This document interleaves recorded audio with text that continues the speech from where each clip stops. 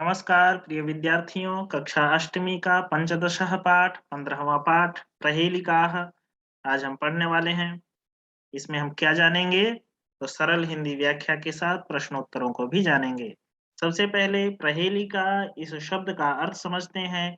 प्रहेलिका का तात्पर्य होता है पहेलियां, जो कि आगे पाठ के आगे यानी पहले पेज में ही इसके विषय में बताया जा रहा है, जिसको हम देखेंगे। तो आगे बढ़ते हैं। सबसे पहले देखिए प्रहेलिका के विषय में कुछ चीजें यहाँ पर बताई जा रही हैं। प्रहेलिका, इस प्रहेलिका जो पाठ है इसमें प्रहेलिका के विषय में बताया जा रहा है कि पहेलियां मनोरंजन की प्राचीन विधा है, यानी प्राचीन काल से यह एक प्रक्रिया है, एक प्रकार है जिसमें मनोरंजन किया जाता है। ये प्रायः विश्व की सारी भाषाओं में उपलब्ध है। संस्कृत के कवियों ने इस परंपरा को अत्यंत समृद्ध किया है। पहेलियाँ जहाँ हमें आनंद देती हैं, वहीं समझ-बूझ की हमारी मानसिक व बौद्धिक प्रक्रिया को तीव्रतर बनाती हैं। इस पाठ में संस्कृत पहेलिका पहेली बूझने की परंपरा के कुछ एक रोचक उदाहरण प्रस्तुत किए गए हैं। तो उनको भी हम देखेंगे अभी क्या-क्या उदाहरण हैं। तो आगे बढ़ते हैं। सबसे पहला श्लोक, तो इस सबसे पहले श्लोक को पढ़ लेते हैं। कस्तूरी जायते कस्मात् को हन्ति करिणां कुलं किं कुर्यात् कातरो युद्धे मृगात् सिंहः पलायते। तो व्याकरण की कुछ चीजें हैं जिसको आप आराम से देख लीजिए। कस्मात जो शब्द आया है वो किम शब्द का पंचमी विभक्ति में बहुवचन एक वचन का रूप है। कस्मात मृगात भी पंचमी विभक्ति एक वचन का रूप है। करिणाम षष्ठी में बहुवचन का रूप है। कुर्यात विधिलिंग लकार का रूप है। हंति लट लकार का रूप है। और इसका हम अन्वय के अनुसार अर्थ देखेंगे। तो सबसे पहले ये जान लें कि जो ये पहला श्लोक है इसका उत्तर हमें कैसे मिलेगा, क्योंकि ये 3 प्रश्न हैं, तीनों का उत्तर कहाँ है? तो अंतिम लाइन। तो कस्तूरी जायते कस्मात् तुरंत आएगा मृगात्, को हन्ति करिणाम कुलं सिंहः, किं कुर्यात् कातरो युद्धे पलायते। इस तरह से इसका अर्थ करेंगे। तो देखते हैं। तो कस्तूरी जायते कस्मात्, सबसे पहले मृगात यानी मृग से। कस्तूरी मृग से उत्पन्न होता है। अब कस्तूरी क्या चीज है? तो बताते हैं कि हिरण के नाभि में कस्तूरी एक कोई पदार्थ है जो कि बहुत सुगंधित होता है। तो वो हिरण के नाभि में होता है। दूसरा प्रश्न है कोहंती परिणाम कुलम, करी अर्थात हाथी और षष्ठी बहुवचन है, यानी करियों के हाथियों के कुल को कौन मारता है? तो देखिए हाथी का कुल है, इसको मारने वाला शेर सामने है। एक शेर भी आक्रमण कर देता है हाथियों के समूह पर। तो यही उत्तर हो जाएगा सिंहः। किम कुर्यात् कातरो युद्धे, कातर जो होता है, डरपोक जो होता है, वो युद्ध में क्या करता है? तो बताते हैं पलायते। इस प्रकार से इसका तीनों का उत्तर मिल गया। पलायते नहीं भाग जाता है। चलिए ये हिंदी में भी है, इसको भी देख सकते हैं। अगला श्लोक, सीमन्तिनीषु का शान्ता को राजा को भूतगुणोत्तमः विद्वद्भिः का सदा वन्द्या अत्रैवोक्तं न बुध्यते। व्याकरणांश है, इसको आप देख सकते हैं। संधि विच्छेद 3 है। को भूत कह प्लस अभूत, अत्रैवोक्तम अत्र प्लस एव प्लस उक्तम, गुणोत्तमः गुण प्लस उत्तमः। बाकी विद्वद्भिः तृतीय बहुवचन का रूप है। सीमन्तिनीषु सप्तमी बहुवचन का रूप है। इसका उत्तर कैसे हम लोग जानेंगे? तो प्रश्न 3 है। अब तीनों प्रश्न का उत्तर तीनों अपने-अपने लाइन में है। जैसे कि सीमंतिनीषु का शांता, इस प्रश्न का उत्तर जो है पहला वर्ण और अंतिम वर्ण को जोड़ दीजिए, यानी सीता। तो ऐसे अब देख लेते हैं क्या है उत्तर। तो सीमंतिनीषु का शांता, सीमंतिनी मतलब स्त्री और सप्तमी बहुवचन है। तो सीमंतिनियों में, स्त्रियों में का शांता कौन शांत प्रकृति की है, यानी शांत स्वभाव वाली है। कौन है? तो सीता। दूसरा को राजा को अभूत गुणोत्तमः, राजा कौन गुणों वाला हुआ, गुणवान हुआ?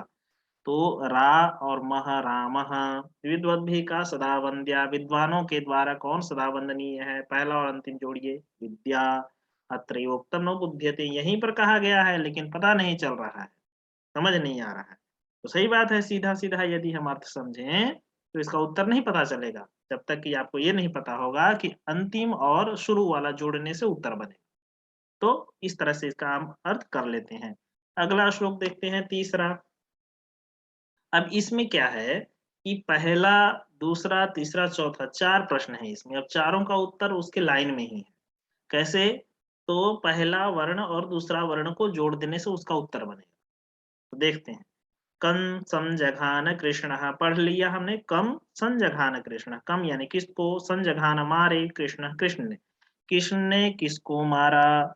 अब इसका उत्तर कैसे मिलेगा, तो कंसम जघान कृष्ण, कंस को कृष्ण ने मारा।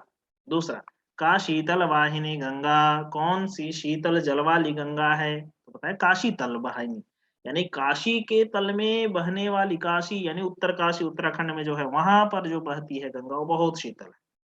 केदार पोषण रताः, के यानी कौन, दार पोषण रताः परिवार का भरण पोषण करने में लगे रहते हैं, करते हैं। तो केदार यानी किसान। कम बलवंतम न बाधते शीतम, किस बलवान को शीत बाधित नहीं करता है, यानी सर्दी नहीं लगती है, तो कम बलवंतम, कंबल वाले को, कंबलवंतम यानी कंबल वाले को। अब यहाँ पर व्याकरण जो है ना श्रुति संभिन्नार्थक शब्द है। कंसन जगह ने किस को मारा, कंसम जगह ने कंस को मारा, तो इस तरह से अर्थ आप यहाँ भी समझ सकते हैं। आगे देखते हैं, अर्थ वही है सेम, आगे बढ़ जाते हैं।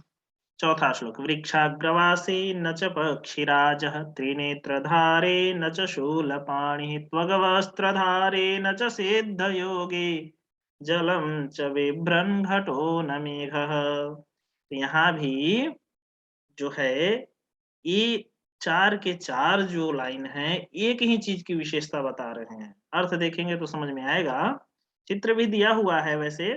तो वृक्षाग्रवासी, वृक्ष के आगे वाले भाग में रहता है यानी ऊपर रहता है, तो ऊपर में जो रहता है देखिए। न च पक्षी राजा, लेकिन वो पक्षी नहीं है। वृक्ष के ऊपर में पक्षी भी बैठ जाता है लेकिन वो पक्षी नहीं है जी। त्रिनेत्रधारी न च शूलपाणि, वो तीन नेत्रों को धारण करता है यानी तीन उसमें आंखें हैं, लेकिन वो शूलपाणि नहीं है, शंकर नहीं है।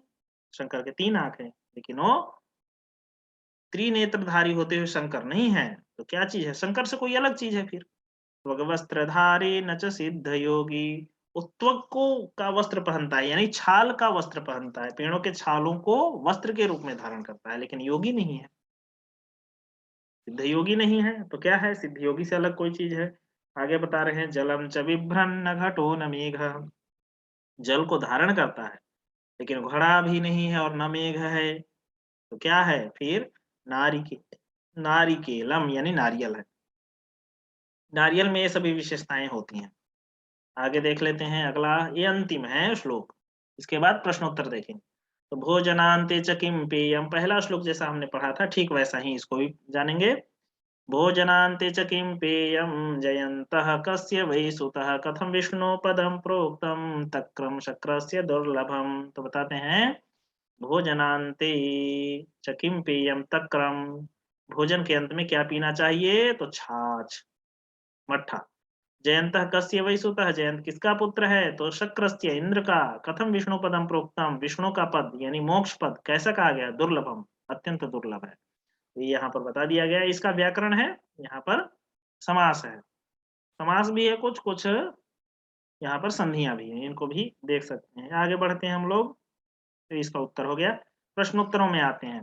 ये जो श्लोक है, रिक्त स्थान की पूर्ति करनी है, तो शांता यहाँ पर रिक्त स्थान था, इसका उत्तर नीचे दिया गया है, तो देख लीजिए।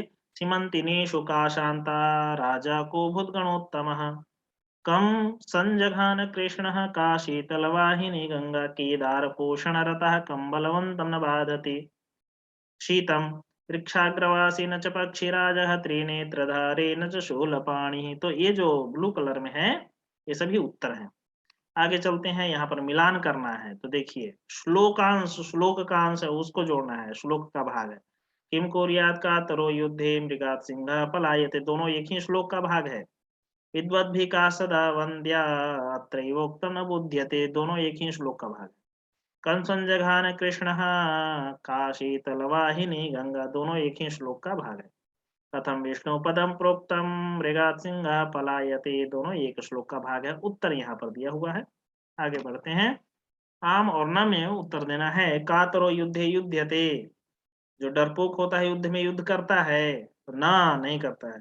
कस्तूरी मृगात जायते, कस्तूरी मृग से उत्पन्न होता है, आम होता है। मृगात सिंह पलायते, मृग से शेर भाग जाता है, ना, मृग से शेर नहीं भागता। कंसः जघान कृष्णम, कंस ने कृष्ण को मारा। न तक्रम शक्र से दुर्लभम आम, तक्र शक्र का दुर्लभ है। जयंतः कृष्ण से पुत्र न। आगे चलते हैं। संधि विच्छेद है, ये दोनों एक ही चीज है जी। उत्तर देख लेते हैं सीधा। करिणाम कुलम प्रश्न था, उत्तर बनेगा करिणाम कुलम।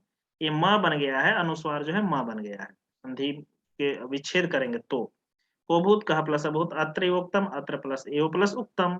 वृक्षाग्रवासी, वृक्ष प्लस अग्रवासी। यहाँ तो वृद्धि संधि है, लेकिन यहाँ पर गुण संधि है। यहाँ पर क्या है, दीर्घ संधि है। त्वग वस्त्रधारी, त्वग प्लस वस्त्रधारी। यहाँ पर जस्त्व संधि है। बिभ्रन, बिभ्रत प्लस न। यहाँ पर पहले का पांचवा यानी अनुनासिक संधि है। चलिए अब आगे देखते हैं अगला।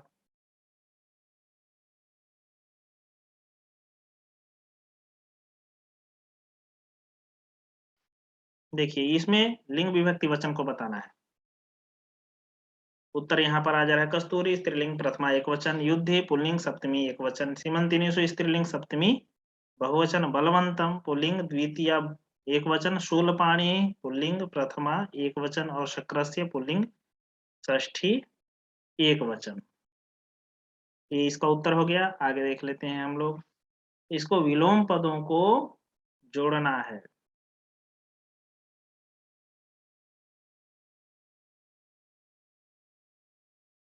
जायते, जायते म्रियते, वीरः कातरः, अशांत शांत, मूर्खैः यहाँ तृतीय बहुवचन का रूप है। एक और यहाँ पर लाइन आना चाहिए। विद्वद्भिः विसर्ग आना चाहिए। अत्रैव तत्रैव आगच्छति पलायते, ये उत्तर हो जाएगा। आगे चलते हैं। इसमें क्या करना है, समानार्थक पदों को लिखना है। करिणाम यानी गजानाम, अभूत अभवत, वंद्या वंदनीय, बुध्यते अवगम्यते, घटः घटा के साथ कुंभ, संजघान अमारयत यानी मारा। तो ये उत्तर है इसके। गजानाम अभवत वंदनीय अवगम्यते कुंभ अमारयत। गजानाम का मतलब होता है हाथियों का, अभवत हुआ, वंदनीय वंदना के योग्य, अवगम्यते जाना जाता है, समझा जाता है, कुंभ घड़ा और अमारियत मारा। अगला देखते हैं, ये अंतिम प्रश्न है। विभक्ति लगानी है, ब्रैकेट में जो शब्द है उसके द्वारा, उसको देख करके। तो देखिए गाथा है ये। एक काकः एक कौआ उड्डयमान आसीत, उड़ रहा था। कहाँ, आकाशे, आकाश में, सप्तमी लग जाएगा में। तृषार्तः सः भूखा प्यासा वह, अन्वेषणम करोति किसी चीज का अन्वेषण कर रहा था, खोज कर रहा था, यानी जल, तो जलस्य षष्ठी लग जाएगा यहाँ। तदा सह उस समय वह, डैश घटम, डैश घटे, यानी कि वह घटे घटा यानी घड़े में, अल्पम जलम थोड़ा सा जल, पश्यति देखता है, सह वह, उपलान आनीय, उपलान द्वितीय बहुवचन है, यानी पत्थरों के टुकड़ों को लाकर, घटे पातियति घड़ा में डालता है, जलम घट से ऊपरी आगच्छति, जल जो है घट के ऊपर आ जाता है। काकः सानंदम जलम पीत्वा तृप्यति, और जो कौआ है वो आनंद पूर्वक जल पी करके और तुष्ट हो जाता है, संतुष्ट हो जाता है। और यहाँ पर इसी के साथ यहाँ पर पाठ भी समाप्त हो जाता है। और ये पाठ यहाँ पर पहेली का जो है प्रश्न उत्तर के साथ में यहाँ पर पूरा हुआ।